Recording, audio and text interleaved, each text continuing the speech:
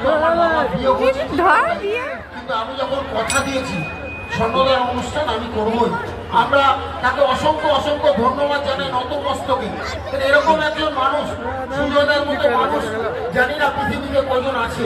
আমি তাই আমরা আমাদের প্রিয় মানুষটিকে, এই মানুষটিকে আমার অন্তরে, শুধু 58 নম্বর ওয়ার্ড ইন্টালি বিধানসভা নয়, এখানে যারা যারা উপস্থিত আছেন সকলের অন্তঃস্থলে কিন্তু জায়গা করে নিল সুজয় ভৌমিক। সুজয়দার জন্য একবার পুরো জোরে জোরে সকলে মিলে হাততালি দিন। তার সাথে সাথে এটাই বলুন যে তার বাবা যেখানে আছে শান্তিতে থাকুক, তার শান্তি কামনা করি এবং পরিবারের প্রত্যেকটি মানুষের জন্য আমরা শান্তি কামনা করি। এই কথা বলে এখন আমরা তাকে বরণ করে নেব, পরিবারের প্রতি সমবেদনা জ্ঞাপন করি।